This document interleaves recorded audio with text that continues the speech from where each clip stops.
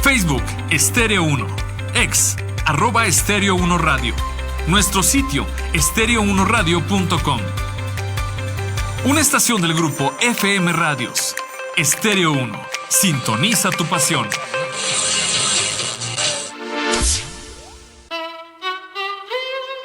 Radio Capaeo, la mejor forma de escuchar la arquitectura y la cultura.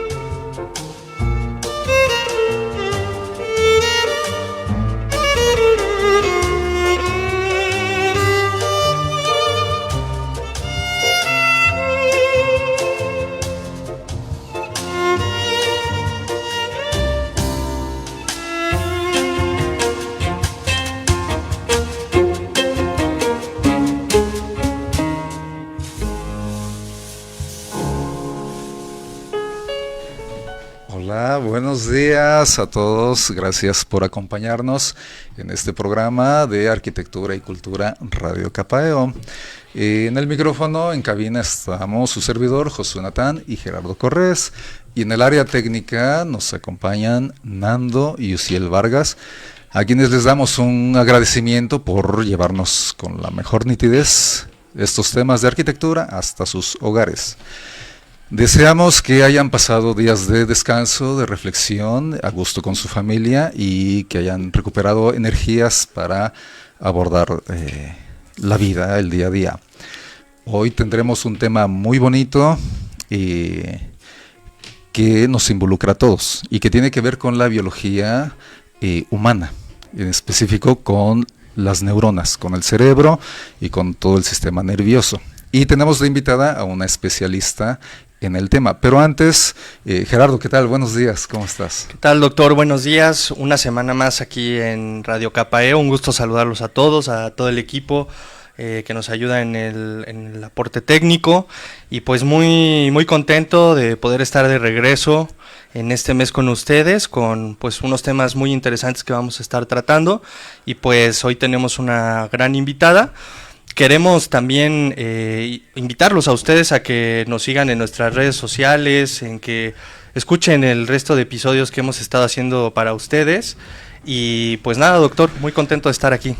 Pues muchas gracias, Gerardo. Qué bueno que hemos descansado y recuperado energías. Aprovecho para enviar saludos a Valeria Baragna, que nos sigue y nos escucha, también para el arquitecto Arturo Bazán, también que nos ayuda mucho en la divulgación de este espacio, y también al compañero Cantera, José Cantera, quien amablemente transmite en sus estados el programa. Y el arquitecto Pliego, un fuerte abrazo, que está en recuperación de una pequeña intervención que tuvo. El arquitecto Enrique Calvo, el presidente del Colegio de Arquitectos, que también está siempre muy atento y apoyándonos en este espacio y en todos los temas del colegio. Y una muy bonita noticia en que el Colegio de Arquitectos va a tener presencia en un congreso internacional en Barcelona, y también el espacio de Radio Capaeo, ya que es muy raro los colegios cuya base es la academia, y que a partir de la academia hacen crítica y hacen análisis y alzan la voz para protestar y para hacer las cosas desde el punto de vista académico y ético. Entonces se aceptó una comunicación en un congreso y ahí estaremos en un mes transmitiendo los valores del colegio y de este espacio. Y bueno, el tema de hoy es la neuroarquitectura, y la neuroarquitectura pues es esta alianza que hay entre la arquitectura y las neurociencias. Las neurociencias, siempre nos imaginamos a gente con batas y en laboratorios, y hay mucho de ello, y nace, sus bases científicas están más o menos en finales del siglo XIX, principios del siglo XX, con un señor que se llamó Ramón y Cajal. El señor descubrió una técnica para teñir las neuronas y pudo demostrar que las neuronas son células independientes y diferentes a las demás células que tenemos. Pasa el tiempo y a mediados de los 50, 1950 y tantos, y va madurando la tecnología, va madurando la anatomía, la fisiología, la farmacología, la psicología, y se unen para hacer las neurociencias como las conocemos. Los científicos en neurociencias comentan que esta disciplina aún está en pañales y hay mucho por descubrir. El cerebro es un órgano que aún conserva muchos misterios del cuerpo humano, y eso es algo que les apasiona a esta disciplina, a estos científicos. Y las demás ciencias, viendo las grandes aportaciones de las neurociencias, también se han visto seducidos porque les ayuda a optimizar sus técnicas que ya tenían.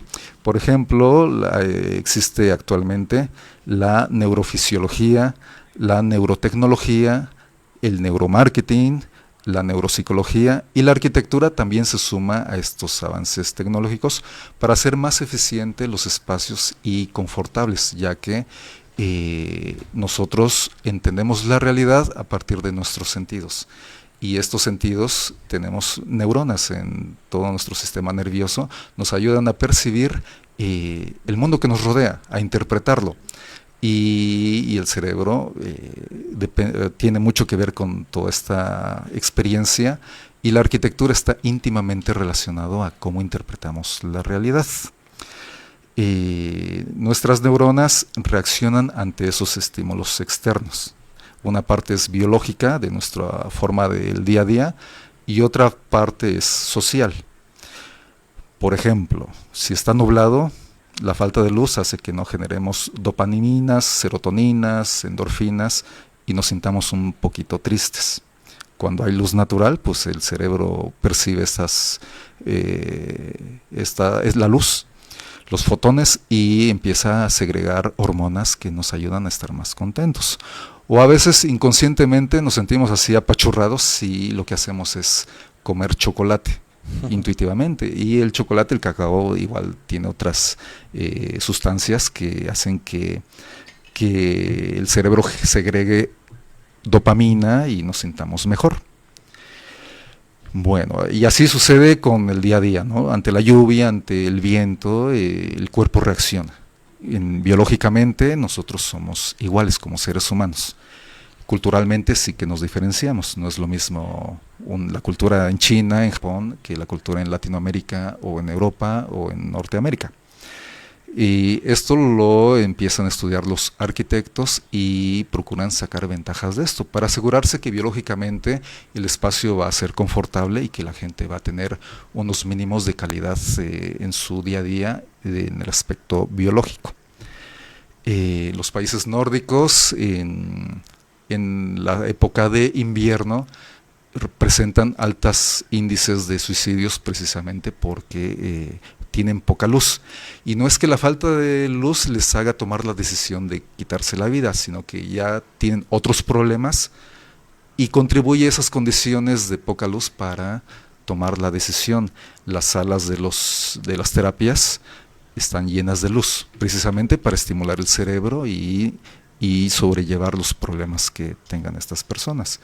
Entonces, bueno, así que usted ya sabe, si intuye por qué le gusta abrir la ventana, por qué le gusta sentarse ante un jardín, sepa usted que todo eso su cuerpo lo está asimilando, está percibiendo, y sus neuronas se lo están pidiendo para sobrellevar la vida, sobrellevar el día a día. Y bueno, estimado público, nuestra invitada se llama Sara Molariño, y Bueno, no sé, claro, si tienes algo que comentar, No, que agregar. yo creo que la introducción es muy certera, muy buena, creo que explica mucho del comportamiento que tenemos los seres humanos, cómo reaccionamos hacia nuestro entorno, y de ahí que pues la arquitectura es una oportunidad para aprovechar todos esos elementos que usted menciona y que nos pueden ayudar no solo a sentirnos mejor o más felices, más bien a poder estar dentro de un espacio agradable y poder desarrollar nuestras actividades, ¿no? Entonces es fundamental esa relación que la arquitectura propone a los seres humanos para poder desarrollar su vida al día a día de la mejor manera posible, ¿no? De ahí la importancia de la arquitectura. Sí. Bueno, esto tiene sus márgenes, ¿no? Esto funciona en cerebros y cuerpos sanos.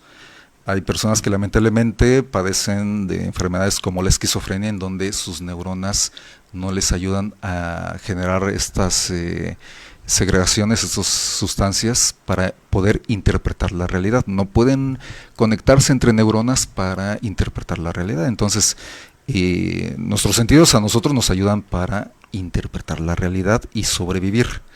Si sentimos mucho calor porque ponemos nuestra mano sobre un fuego, pues ya el cerebro dice, esto está mal, aquí hay dolor, quítala. Claro. Pero una persona con esquizofrenia carece de esas sustancias en sus neuronas y su cerebro no le puede decir, corre, aléjate, quita la mano. No pueden interpretar la realidad. Esa es la falla que tienen en la esquizofrenia.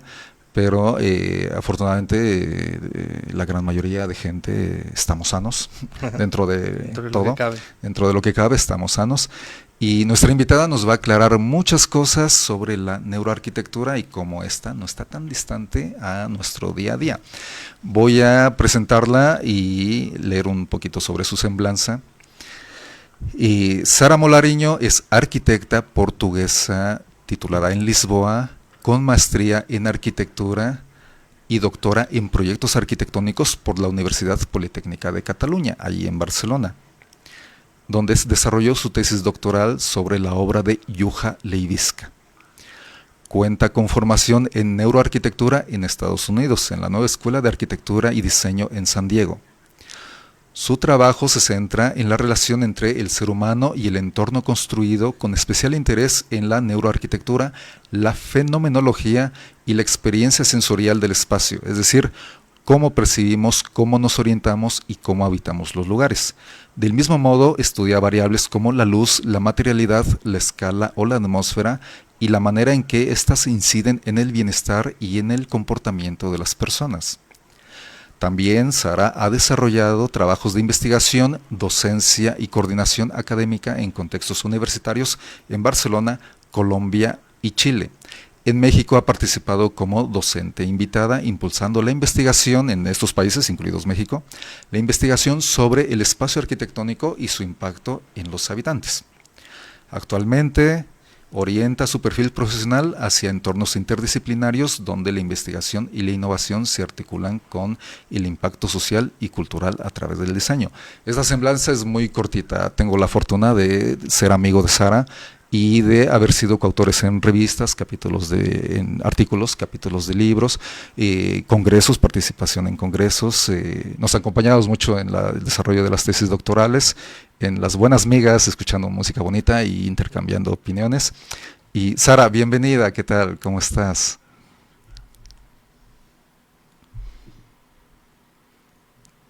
Bueno, creo que el audio, no sé si lo escuchamos. Te vemos, Sara, pero el audio todavía no está. Algo pasó. Bien. Vamos un poquito a un corte, porque ya es hora del corte. Y volvemos mientras resolvemos este aspecto técnico. Muchas gracias. No se muevan, que se va a poner muy bonito, muy interesante. No te pierdas el próximo segmento. Quédate en sintonía. En un momento regresamos.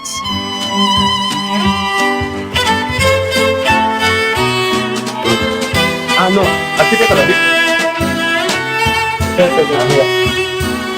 Habla.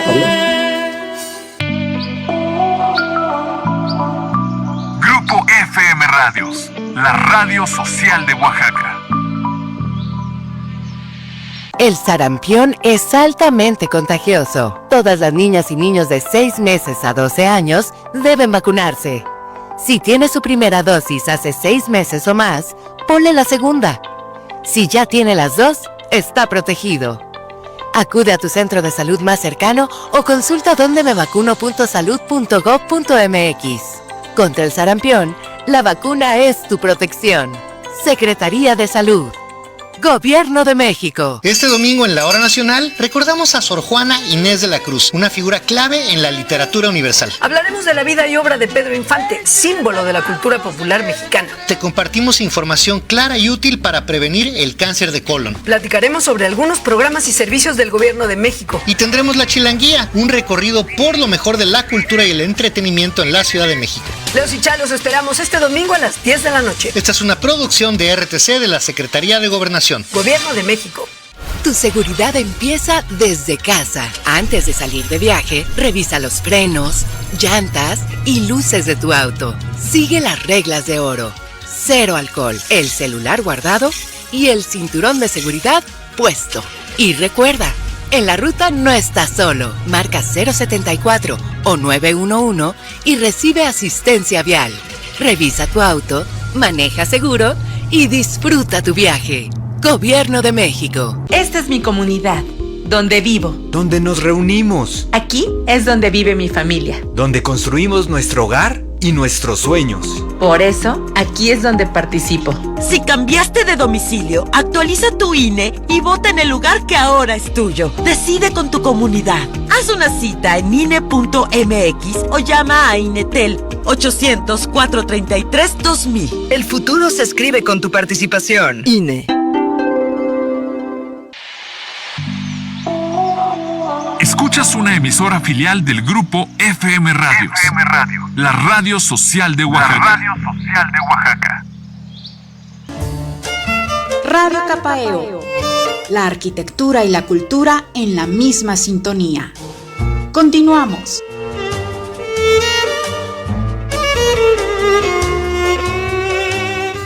Bueno, qué bueno que nos acompañan, que siguen con nosotros. Y bueno, y nuestra invitada Sara Molariño. Sara, ¿qué tal? Buenos días. Hola, buenos días. Muchísimas gracias por la invitación. Y es un gusto poder estar aquí y poder hablar de neuroarquitectura con ustedes. Bienvenida, Sara. Bienvenida, Sara. Cuéntanos, Sara, ¿qué es esto de la neuroarquitectura? ¿Cómo nace? Cuéntanos. Bueno, primero, a mí me gusta explicar que para mí la neuroarquitectura no es una cosa separada, sino es una manera de pensar, diseñar y de hacer arquitectura. Considerando algo muy básico, que es que los espacios no son neutros. Entonces, como un poco también desde el punto de vista del espacio social, de la producción del espacio, que nos hablaba Lefebvre, pero también desde el punto de vista biológico, los espacios nos afectan, tienen un impacto sobre nosotros y lo percibimos de manera diferente en función también del contexto social, pero también hay patrones biológicos que nos afectan a cómo percibimos el espacio. Entonces, un poco para explicar qué es la neuroarquitectura y dónde nace y cómo viene. Pues la neuroarquitectura es la arquitectura que integra conocimientos de las neurociencias y de la psicología ambiental para entender cómo percibimos el mundo construido, nuestro entorno y cómo eso nos afecta. ¿Cómo nace? Podemos decir que el término surge en 2003 con redes como ANFA en Estados Unidos. ANFA es la Academia de Neurociencias for Architecture y dentro de como el Colegio de Arquitectos en Estados Unidos, dentro de ahí hay una red que es ANFA. Y el término surge por primera vez ahí, pero la verdad es que es una idea más antigua, ¿no? No surge de la nada en 2003. En verdad, hay un antecedente claro que es el del diseño hospitalario que hablaba el doctor Josué Natán al inicio, que al inicios del siglo XX empezaron a pensar que el hospital no era solo una máquina técnica que cumplía una función, sino que los médicos y los arquitectos empezaron a pensar el espacio del hospital en diferentes variables, en cómo la luz, la ventilación, el sonido, la higiene, las distancias podían controlar un contagio. En este momento había una cuestión que era el diseño hospitalario, estaba también muy ligado a la tuberculosis y a las enfermedades que se estaban expandiendo en el inicio del siglo XX, finales del siglo XIX, y por lo tanto pensar en el espacio hospitalario más allá de los tratamientos médicos, también se pensaba en el espacio de las terrazas, cómo eran importantes estos espacios de sol, un poco lo que hablabas también en los contextos nórdicos, y en Europa hubo diferentes sanatorios que se construyeron alrededor de ese pensamiento, ¿no? De cómo, por ejemplo, existían superficies más fáciles de limpiar para evitar el contagio, cómo la ventilación de un espacio podía afectar. Entonces, si bien la neuroarquitectura el término neuroarquitectura nace en 2003 en ANFA en Estados Unidos, realmente es una manera de pensar y hacer arquitectura que ya anteriormente se estaba planteando. Un ejemplo y un caso icónico es el sanatorio de Paimio en Finlandia por Alvar Aalto y Aino Aalto en los años 30, que realmente Alvar Aalto diseñó el edificio pensado para pacientes con tuberculosis. Pero el arquitecto se preguntó cómo se ve y cómo se oye el espacio desde una cama. O sea, pensando no solo en la función del espacio, sino en el paciente, en el habitante, en el usuario.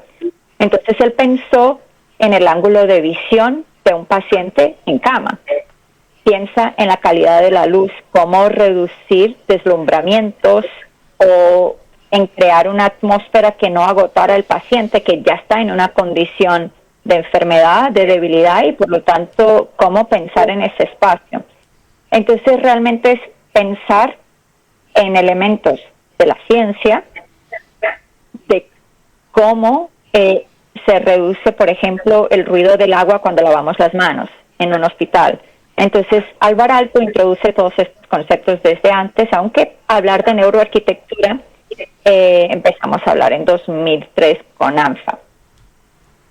A mí me gusta siempre contar una anécdota cuando hablamos de neuroarquitectura que muchas personas de este medio hablan, porque creo que es el primer ejemplo en que se asocia a neuroarquitectura, y es el Salk Institute en San Diego, en La Joya, que es un edificio que se planteó y se diseñó por Louis Kahn, y que es un edificio en 1960, pero que es un proyecto que es casi una metáfora de la neuroarquitectura, antes de que su término existiera. Porque, bueno, para dar un contexto, John Salk, antes de empezar el proyecto de Salk Institute, en el cual contrata a Louis Kahn, él estaba en una búsqueda de la vacuna contra el polio, y hay una anécdota que cuenta que John Salk estaba en un entorno laboratorios y sale de ese entorno de laboratorio de búsqueda, hace un viaje, se cuenta que puede que haya estado en Italia. Entonces, cuando él entiende que salir de ese entorno y estar en un entorno diferente, en contacto con luz, con paisaje, con naturaleza, hace con que sus ideas fluyan mejor, y hay también una relación con laboratorios en Finlandia en ese desarrollo de la vacuna contra el polio. Y él después desarrolla la vacuna contra el polio, y entonces entienden esta preocupación de que el entorno puede afectar su concentración, su desarrollo del trabajo. Y en 1960, con el alcalde de San Diego, que es superviviente de polio, impulsa lo que es el instituto de Salk Institute, que es desarrollado por Louis Kahn, y que realmente es una investigación, porque este proyecto arquitectónico que algunos cuando vivencian entienden que no es un laboratorio, es un laboratorio que también la ciencia se produce en los umbrales, en los patios, en los silencios, en los momentos de encuentro del patio. Entonces realmente es pensar el espacio para, en este caso, para un desarrollo científico, pero cómo el espacio influye más allá de estos cubículos de laboratorio que normalmente imaginamos. Un poco esto es el contexto en el cual surge la neuroarquitectura. Qué interesantísimo, porque este hombre ya notó que sí que le influyen en la calidad de su trabajo la luz, el espacio, las proporciones, las formas, los materiales, y que si se trabaja en ello ya conscientemente, ya no tan intuitivamente, por estética, por composición artística, sino que ya por ciencia se puede mejorar los tiempos y la calidad del trabajo y de las actividades que se desarrollan. Del Salk Institute me acuerdo, ¿no? Es coautoría, ¿no? La plaza donde está esa fuente con Luis Barragán es muy, muy bonito. Otro arquitecto muy sensible con el humanismo, con la emoción, y es natural ver. O Álvaro Aalto, que Gerardo me decía que él fue a ver obras de él, y efectivamente es una arquitectura muy humanista, de un arquitecto que era muy sensible con estos estímulos que la gente debía tener para recuperar, en este caso del hospital, su salud. Tuve la oportunidad de sentarme en una silla de ese mismo hospital que diseñó Álvaro Aalto, en donde uno se reclina, está uno en una posición en la que ayuda a que los mismos pulmones se ejerciten para mejorar la respiración. Es decir, este señor estudiaba muchísimo cada detalle. Y como bien dices, ¿no? Una persona postrada en cama es diferente la iluminación. Alguien que está enfermito está hipersensibilizado con el ruido, y cuidaba a Álvaro Aalto, ¿no? de que el ruido del agua no le aturdiera y no contribuyera a su enfermedad. Las vistas con la naturaleza, muy bonito. Claro, hay una relación más bien un estudio que hacen estos arquitectos con este suceso de la arquitectura hospitalaria, pues un análisis del entorno, un análisis de los usuarios. Es una obra muy redonda que precisamente a ellos les permite pues moldear todos esos elementos en favor de la experiencia del usuario, ¿no? Que pues antes era un poco más, no era tan inclusivo. A lo mejor solamente podríamos hablar de la experiencia que podía sentir en un lugar sagrado, ¿no? Pero ya llevarlo a un aspecto más de funcionabilidad del día a día, yo creo que es un hito histórico que pues estos arquitectos llevaron a cabo, ¿no? Sí, y fíjate, estas cosas pues, se usan para el bien, ¿no? Pero también hay empresas que lo usan pues para hackear el cerebro, claro, y que la gente compre más. Recuerdo, Sara, que en alguna de esas conversaciones que teníamos me platicabas como una empresa de muebles, IKEA, tenía unas estrategias ahí para que la gente no percibiera, no sé si te acuerdas, si nos pudieras comentar. Claro, o sea, por ejemplo, el ejemplo de IKEA, también nórdicos, sí. Seguramente lo conocen, la tienda de IKEA. A mí me parece un ejemplo muy interesante, porque es un poco lo que tú hablabas también del neuromarketing, ¿no? Entender cómo percibimos el espacio y cómo nuestro cerebro percibe la situación a nuestro alrededor. Y en las tiendas de IKEA, si han tenido la oportunidad de entrar, son espacios cerrados, donde normalmente no hay contacto con la luz solar.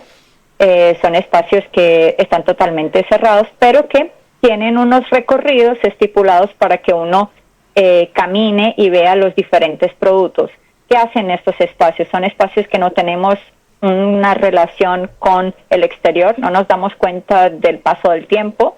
Por lo tanto podemos perdernos horas dentro de la tienda, una cosa que para la tienda obviamente seguramente si estamos más tiempo tenemos más posibilidad de comprar, pero también perdimos. A mí me causa, cuando entro en IKEA, por mucho que me guste el producto de IKEA, me causa como una angustia porque no sé dónde estoy. No sé si estoy en el inicio de la tienda, al final, en el medio, porque hacen unos recorridos que tienen sinuosos. Yo voy gira a la derecha, gira a la izquierda, por lo tanto yo ya no sé si estoy al inicio, al final o dónde estoy. Y tiene una intención que es hacerme que yo haga todo el recorrido del inicio al fin, que vea todos los productos, y como no tengo esa noción de dónde estoy, pues me pierdo. Esto está muy relacionado con un término que hablamos de wayfinding, que es esa capacidad de orientarnos en el espacio. Y en las ciudades tenemos esos vínculos y por lo tanto estas estrategias, estas empresas lo que hacen es utilizar el wayfinding para una forma de llevarnos a consumir. O sea, entienden nuestro cerebro quizás para entender, bueno, lo voy a desorientar como cliente porque así él tiene que recorrer todo el camino, ver todos los productos para llegar a comprar. Detrás de esto hay estudios muy serios, con mucho presupuesto para tener a la gente. Recuerdo hace 15 años que una profesora nos comentaba a los alumnos, es que ya los neurocientíficos están viendo cada que tanto necesita el cerebro estímulos para tenerlos pegados a las computadoras. Y hoy lo podemos ver en TikTok y pequeños cortitos de YouTube y para que la gente esté desplazando la pantalla y requiere estímulo y estímulo y estímulo y nunca dejen de despegarse del teléfono. Eso es un hackeo, nos provocan un estímulo de dopamina para estar pegados. Pero continuamos en la siguiente sección. Gracias, Sara. Seguimos en un momento. No se vaya.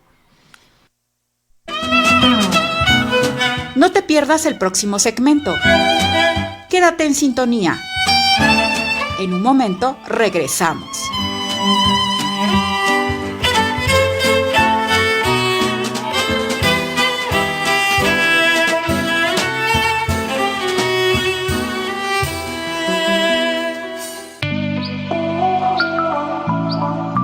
Grupo FM Radios, la radio social de Oaxaca. ¡Pásala, pásala, pásala!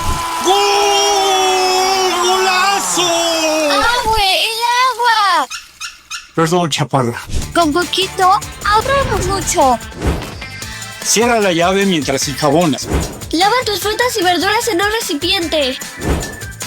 No descongeles bajo el chorro. Y recuerda que el agua que tiras, otros la necesitan. ¡Aguas! Gobierno de México. El sarampión es altamente contagioso. Todas las niñas y niños de 6 meses a 12 años deben vacunarse. Si tiene su primera dosis hace 6 meses o más, ponle la segunda. Si ya tiene las dos, está protegido. Acude a tu centro de salud más cercano o consulta dondemevacuno.salud.gov.mx.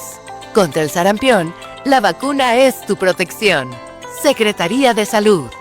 Gobierno de México. En los módulos del INE ofrecemos atención prioritaria a las personas que lo requieren. Soy mayor, me cansa estar de pie y desde que llegué me dieron atención prioritaria. Estoy embarazada y no me hicieron esperar. Soy una persona con discapacidad y en el módulo me ayudaron a llenar los formatos. Respetaron mi cultura y mi lengua. Soy persona trans y reconocieron mi identidad de género. Infórmate en INE.mx o en INETEL 804-33-2000. Mi INE está hecha de inclusión.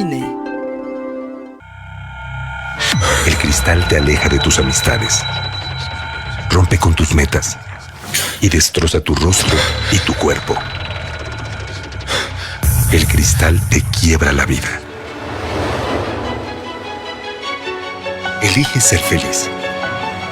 Si necesitas ayuda, llama a la línea de la vida, 800-911-2000. Gobierno de México. Escuchas una emisora filial del Grupo FM Radios. FM Radio, la radio social de Oaxaca. La radio social de Oaxaca. Radio Capaeo. La arquitectura y la cultura en la misma sintonía. Continuamos. Gracias por continuar con nosotros. Gracias por su permanencia. El tema es muy interesante, ya que el cuerpo, como bien nos lo explica Sara, es muy sensible ante los estímulos y nosotros no somos conscientes de lo delicado que es una buena arquitectura, cómo nos sentimos a gusto o incómodos en determinado espacio. Inconscientemente sí que reaccionamos. No somos conscientes, pero sí que reaccionamos. Cuando usted elige caminar por una calle que es más distante que una vía corta, es porque quizá le molesta el ruido, el tráfico, la contaminación, o todo eso influye y nuestro cerebro inconscientemente nos está diciendo camina por allá, camina por otro lado. o cuando nos quedamos de ver con un amigo, una amiga y tenemos ya un rinconcito que nos hace sentir cómodos, cálidos, felices. Es ahí donde ya el cerebro nos está diciendo, aquí me siento cómodo. Cuando no somos conscientes, sí que el cerebro nos está dando instrucciones para llevar una mejor calidad de vida. Sara, gracias por continuar con nosotros. Y este tema de las neurociencias que involucra a las neuronas en todo el cuerpo, que hacen sus arcos reflejos y sinapsis y conexiones entre axones, dendritas y estos temas muy rebuscados, y va muy vinculado también con el tema de tu tesis doctoral, que es la fenomenología. Platícanos de este tema de la fenomenología y cómo también influye esta parte del fenómeno, de esta confrontación del cuerpo con la materialidad, con la forma, con los materiales, con la temperatura, con las proporciones, etcétera. Sí. Bueno, en verdad yo creo que los dos, tanto la fenomenología como la neuroarquitectura, son dos lenguajes para hablar de lo mismo. La fenomenología es una corriente filosófica que se enfoca en el fenómeno. Maurice Merleau-Ponty decía que nosotros no percibimos el mundo con una foto, una imagen, ¿no? Sino que lo percibimos con el cuerpo.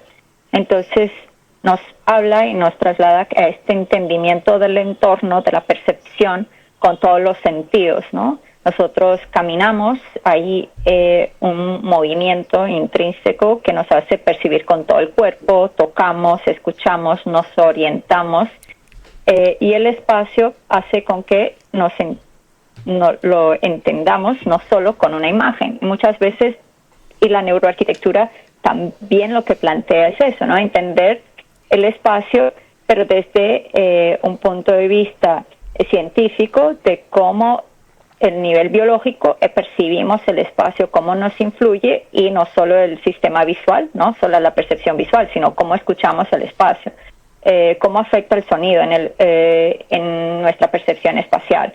Entonces, por eso yo digo que son dos lenguajes de lo mismo. Un lenguaje desde lo sensible, de lo sensorial, de lo que sentimos, de lo que percibimos, porque en verdad Merleau-Ponty habla de la percepción del espacio. Y la neuroarquitectura es ese impacto que tiene y cómo podemos tomar decisiones en términos de diseño que tengan en cuenta esas evidencias de cómo se escucha el espacio. Estímulos, ¿no? ¿Cuáles son los estímulos que yo estoy diseñando para producir un efecto espacial? Bueno, creo que un ejemplo incluso puede ser la radio, ¿no? Cómo yo puedo crear un espacio sonoro nulo.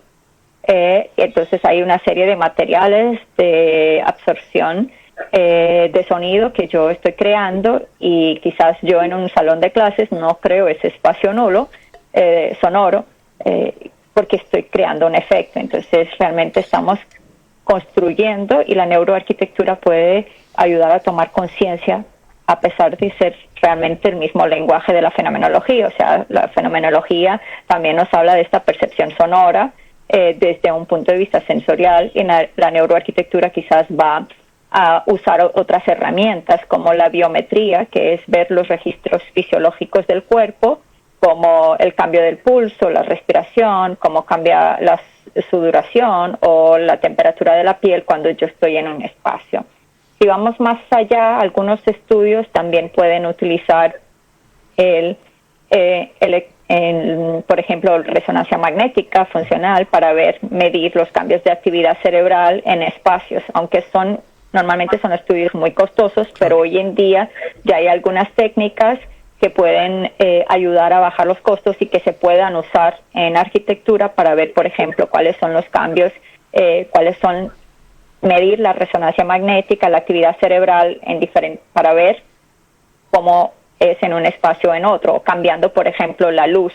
Con realidad aumentada se hacen mucho estos cambios y se puede dar a ver cuál es el cambio, por ejemplo, en electrocefalogramas, ¿no?, de actividad eléctrica del cerebro, que se colocan sensores en la cabeza y se pueden ver, por ejemplo, cuáles son los estados de atención en un espacio con un tipo de luz u otro.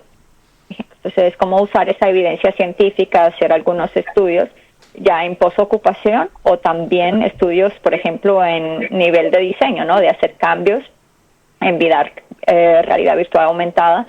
Pero al final lo que estamos hablando es cuáles son los estímulos que estoy creando como arquitecta, cuáles son los elementos sensoriales que estoy creando en un espacio, y eso es fenomenología.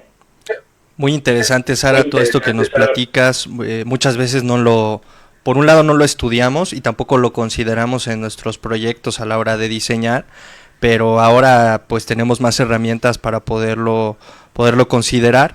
Y justo para contextualizar a nuestros radioescuchas, tú has, implementado este enfoque de la neurociencia y de la fenomenología en el estudio de la obra de un arquitecto particular, que es Juha Leiviskä, es un arquitecto de Finlandia, y quisiéramos preguntarte, que nos cuentes cómo es que te interesó este tema, qué te motivó a realmente hacer un análisis de su obra, y qué herramientas utilizaste para ver estos espectros, estos fenómenos dentro de la obra de este arquitecto. Bueno, realmente yo desde la carrera y de la maestría en Portugal había tenido ese interés de cómo diseño yo y cómo ese diseño afecta a las personas que lo usan. Y quizás también por una realidad cercana que vivía de un pariente que era ciego y que caminaba a la ciudad todos los días para ir a trabajar, cogía tren. Entonces yo tenía esa vivencia y me preguntaba desde niña cómo lo hace, ¿no? Cómo sin ver. Entonces toda mi carrera yo siempre me preguntaba y siempre me apasionaba pues todo lo que era la percepción más allá de la percepción visual, que es muy... en que la que nuestra carrera y nuestra docencia de arquitectura se enfoca mucho. Entonces yo me preguntaba todo el resto. Entonces era un tema que yo lo tenía presente, y la verdad toda mi carrera, maestría, incluso cuando empecé a trabajar después en Barcelona, siempre llevaba la experiencia, la palabra la experiencia, y en mi carrera también lo habían incentivado mucho profesores en Portugal que tenían esa línea fenomenológica muy presente en la educación de la arquitectura.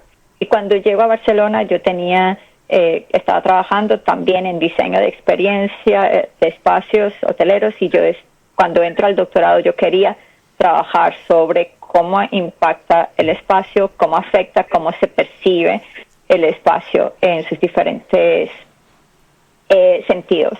Y cuando entro al doctorado, se planteó el hacer un análisis de una obra, y llego a la obra de Juha Leiviskä, que es un arquitecto finlandés que trabaja la luz de una manera fenomenal. O sea, él trabaja la luz en un lugar donde, como el doctor Nathan decía, es en Finlandia, un país nórdico que durante 6 meses del año tiene una ausencia de luz solar, y por lo tanto su arquitectura es captar esa luz solar en sus diferentes ángulos. Por lo tanto tiene un dominio de la luz solar a lo largo del año de diferentes maneras, y cómo su arquitectura se modela a través de una juxtaposición de planos para captar esa luz. Pero al mismo tiempo Leiviskä es músico, y por lo tanto al ser músico le interesa mucho cómo su arquitectura se diseña para producir un sonido. Incluso en una entrevista hablando con él, yo le preguntaba, porque muchos críticos de arquitectura decían no, que su arquitectura es muy asimétrica porque él trabaja mucho juxtaposición de planos y siempre es asimétrica. Y entonces él decía, es que a mí no me importa la simetría, no es eso que estoy buscando. Yo estoy buscando un efecto sonoro, y por lo tanto los techos, la altura de los techos o los planos, lo que están construyendo es un efecto sonoro. Entonces yo llego a Leiviskä, y claro, obviamente me apasioné por su obra, porque es un autor que tiene una sensibilidad a todos estos sentidos diferentes, no solo enfocándose en la parte visual. Y entonces llego aquí y empiezo pues un estudio fenomenológico, o sea, un estudio de los sentidos de la obra de Juha Leiviskä. Qué interesante. Fascinante, Sara. Dijiste cosas muy, muy buenas y este arquitecto es brillante. Si pueden buscarlo en internet, maravíllense de su obra, de su dominio de la luz. Muy interesante, nos hace reflexionar, Sara, sobre estos países donde hay poca luz, se vuelven expertos en la luz. En los países árabes, donde hay poca agua, son expertos en jardines. En Japón, donde hay poco espacio, son expertos en la optimización de los espacios.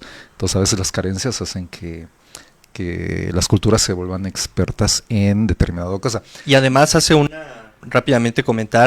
reinterpretación del paisaje, de la cultura, de todo lo que es Finlandia como país, que lo introduce en los espacios que él diseña, ¿no? Entonces, incluso en tu trabajo hemos podido ver estos fotoensayos donde haces una sobreposición de fotografías del paisaje de Finlandia con el interior de una iglesia que diseña Juha, y pues es la misma atmósfera, ¿no? Es esa misma sensación de estar en un bosque, pero estás dentro de una iglesia, ¿no? Y eso pues alimenta y enriquece mucho la experiencia. Tu investigación es brillante, Sara, y estamos muy contentos que nos acompañes en este espacio.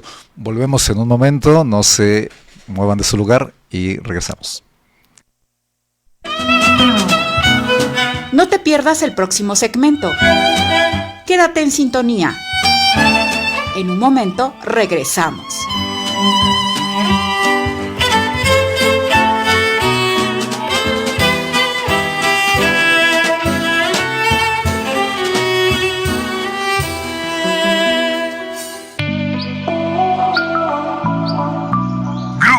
FM Radios, la radio social de Oaxaca. El sarampión es altamente contagioso. Todas las niñas y niños de 6 meses a 12 años deben vacunarse. Si tiene su primera dosis hace 6 meses o más, ponle la segunda. Si ya tiene las dos, está protegido. Acude a tu centro de salud más cercano o consulta dondemevacuno.salud.gov.mx. Contra el sarampión, la vacuna es tu protección. Secretaría de Salud. Gobierno de México. Si debes hacer un trámite en el módulo del INE, pero no puedes ir por alguna condición física o de salud, no te preocupes. El INE va a visitarte para tramitar, actualizar o renovar tu credencial para votar. Un familiar o persona de confianza puede realizar la solicitud con tu certificado médico en el módulo de su preferencia. El INE trabaja para que todas las voces sean escuchadas. Entra a INE.mx o llama a INETEL 804-33-2000. El futuro se escribe con tu participación. INE. ¡Hola, Sofía! ¡Qué bonitos lentes! Gracias. Sí, son los que están entregando gratis. ¿Gratis? ¿A poco no pagaste nada por ellos? No, solamente llevé el informe a la clínica que nos dijeron. Ay, ¿sabes qué? Que yo también tengo ese informe. Voy a llevarlo. ¿Verdad, Mateo? Sí. Nos vemos mañana.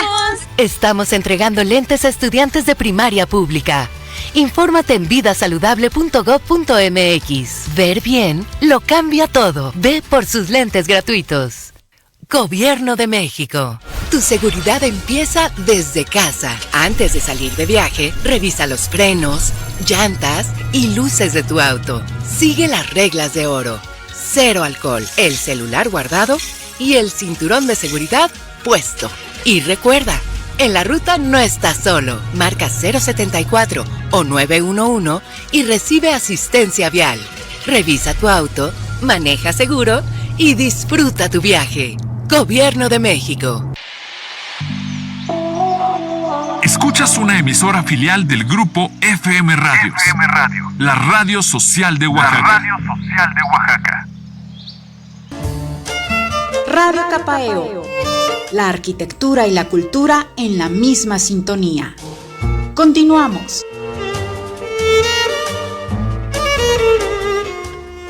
Gracias por continuar con nosotros y con nuestra invitada Sara, quien nos explica, ¿no? Quien nos ha comentado de manera clara cómo la ciencia en las neurociencias y la filosofía con la fenomenología ayudan al área de la arquitectura para mejorar la calidad de vida.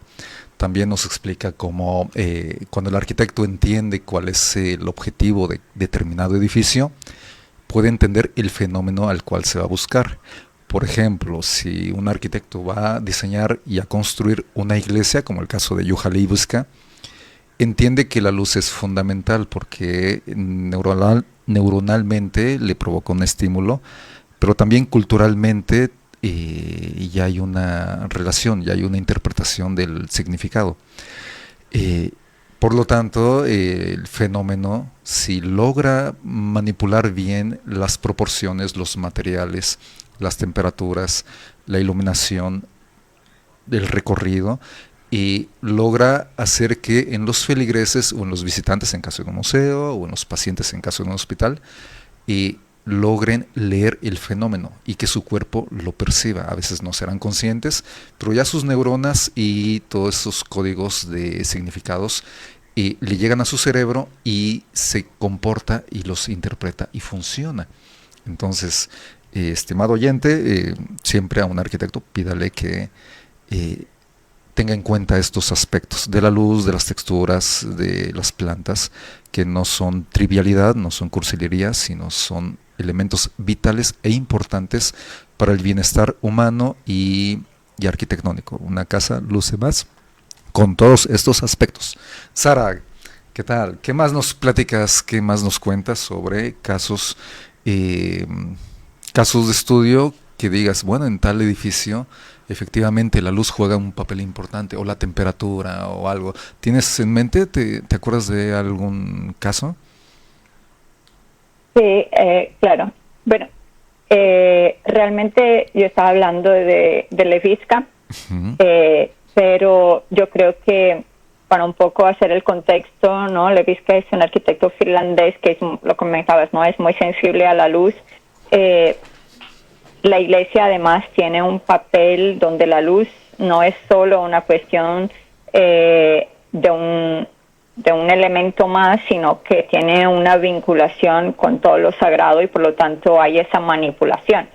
Pero en el contexto de Finlandia, un poco lo que Gerard decía es que realmente el bosque es muy importante y por lo tanto yo no puedo hacer una lectura de un espacio y de la afectación o de cómo se percibe el espacio en términos biológicos y no entender el contexto social del entorno del lugar en el cual está ubicado. Por lo tanto, aunque la neuroarquitectura se enfoca en el cuerpo y en el cerebro y en el impacto, la arquitectura es social, es una construcción social y por lo tanto hay que entender ese contexto social para entender cómo proyecta el espacio Leviska. Y por lo tanto yo en mi investigación me enfocaba por un lado entender el proceso del autor como arquitecto, como diseñador.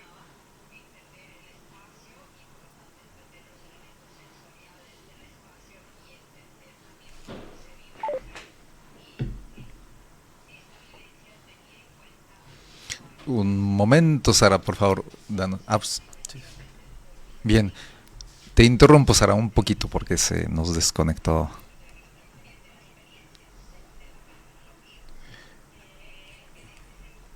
Bien, Sara. Entonces, la importancia de tener en cuenta la fenomenología es que el arquitecto, si es consciente de ese fenómeno, puede hacer un diseño en el que sintetice en el edificio una cultura. Justo. Y a partir de los códigos que inconscientemente ya tiene la gente, el usuario o el habitante, estos códigos inconscientes salen a flote, se activan sus memorias. Eso pasa, ¿no? Sí. Está por un lado el trabajo de los elementos naturales, en este caso estamos hablando nada más de la luz, ¿no? De cómo se aprovecha o la aprovecha Leviska en sus edificios, pero también la luz artificial, que ahí es donde entra el arquitecto, ¿no? O sea, la mezcla de ambas cosas genera pues digamos una atmósfera muy particular, porque la luz no es tan intensa, la natural, pero al momento de combinarla con la artificial, que es donde entra el diseño de sus lámparas, digamos el nivel de luz que proyectan, pues es donde se vuelve ya interesante el espacio, ¿no? Entonces, por un lado está el tema de lo que aprovechas de tu alrededor, y por otro está lo que tú vas a aportar a través del diseño, ¿no? Y la combinación de eso es lo que genera proyectos tan sobresalientes como este, sí, ¿no? Tuve la oportunidad, Gerardo y Sara, de estar en la Sala de las Ruinas del Museo Columba en Colonia, Alemania. Entonces el arquitecto quería recuperar la solemnidad religiosa de ese espacio, pero no copió la antigua iglesia que ahí mismo existía, ya que quedó demolida, sino lo que hace, porque les claramente dice, yo soy un fenomenólogo, y este arquitecto lo que hace es manipular la temperatura, manipular los colores con la iluminación artificial, como bien dice Gerardo. También enfoca, dirige la luz artificial para que nosotros pongamos atención en lo que él quiere que nosotros veamos. Hace una pasarela con un zigzag para que nosotros vayamos lentamente. Entonces, al entrar en ese espacio, en automático, el cuerpo se ve estimulado y la manera de actuar en ese espacio es muy solemne. No es necesario que el arquitecto o el museo ponga letreros de vaya lento, guarde silencio, guarde respeto. No, el mismo espacio ya nos está diciendo, aquí es una calidad de, el fenómeno es religioso, es espiritual, y el comportamiento solito, nuestros cuerpos lo perciben y lo expresan. Son códigos abstractos que están ahí, sí, que muchas veces los percibimos a través de diferentes sentidos, no nada más de la vista, ¿no? Puede ser también a través del tacto, incluso las texturas, sí, ¿no? La temperatura. Entonces son sonidos, aspectos que un buen arquitecto los considera dentro de su obra, sobre todo en espacios, pues, como lo puede ser una iglesia, espacios sagrados, pero que pues tenemos que, digamos, generar más estudios para poderlos aplicar también nosotros, ¿no? En nuestros proyectos. A ver, Sara, a ver si recuperamos tu audio. ¿Qué tal? Sí. Ya. Sí, aquí estamos. Justo nos hace una pregunta el arquitecto Fabricio, bueno, hace un comentario y una pregunta y nos dice lo siguiente. Al igual que la luz como material de la fenomenología arquitectónica, la sombra, o su opuesto complementario, como lo exploró Tanizaki, es el elogio de también de un aspecto fenomenológico, ¿no? Nos hace una pregunta para Sara y dice ¿qué opina sobre esto? No.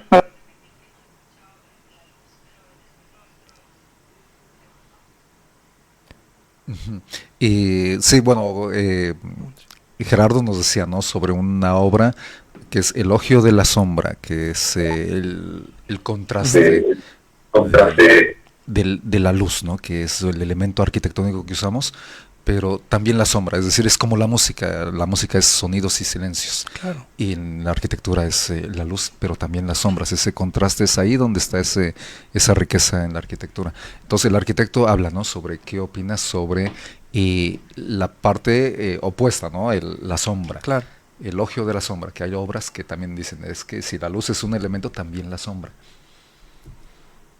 Es que realmente nosotros solo tenemos la luz y solo vemos la luz gracias a la sombra. Si no tenemos un elemento de sombra, no podemos ver lo que es la luz. Y creo que el elogio de la sombra es uno de los libros más bellos que nos hace ver la belleza del otro lado.